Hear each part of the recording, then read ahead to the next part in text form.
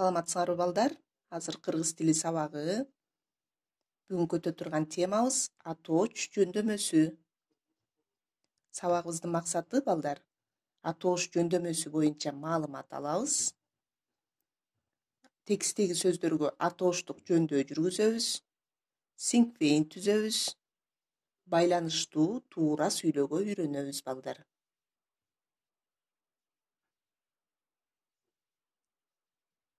Заттын атын билдирип, ким, эмне, кимдер, эмнелер деген суроолорго жооп берген жөндөмө атоош жөндөмөсү деп аталат.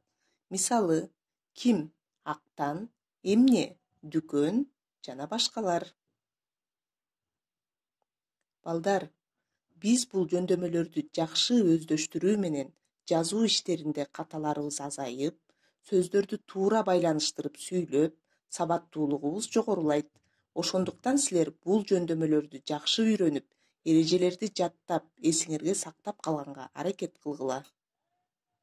Биринчи көнүгүүнү карайбыз балдар. Жөндөмө мүчөлөрү жок текстти окусаңар эмне болот? Ойлонуп көрүп, мисал келтиргиле. Экинчи көнүгүүнү карайбыз балдар. Тексттен атоош жөндөмөсүндө турган сөздөрдү таап жазгыла, аларга жаңы сүйлөмдөрдү түзгүлө. 46 беттеги Аяз атадан кат деген текстти карайбыз балдар. Бул тексттен атооч жөндөмөсүндө турган сөздөрдү таап жазып, аларга жаңы сүйлөмдөрдү түзөбүз. Атооч жөндөмөсү ким, эмне, кимдер, эмнелер деген суроолорго жооп берерин унутпайбыз. Мисалы, ким? Абу Талип. Биз Абу Талип чоң атага жардам бердик. Эмне? Поезд.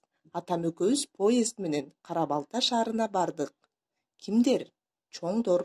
Чоңдор бизге акыл насааттарын айтышат. Мынакей балдар, мен силерге мисал келтирдим. Силер дагы тексттен өзүңөр атоош жөндөмөсүнө жооп берген сөздөргө ушундай кылып сүйлөм түзөсүңөр. Үчүнчү көнүгүүнү карайбыз балдар. Мисалдарды жазгыла. Бул жерде балдар атоош жөндөмөсүнө берилген ким, кимдер, эмне, эмнелер деген суроолорго жооп жазат экенсиңер балдар. Мынакей мен силерге мисал келтирип сөздөрдү жазып койдум. Силер дагы өзүңөр мисал келтиресиңер. Төртүнчү көнүгүүнү карайбыз. Текстти ролдорго бөлүшүп аткаргыла дейт балдар. Үйдөн ата-энеңер менен текстти ролдорго бөлүштүрүп, окуп аткаргыла балдар.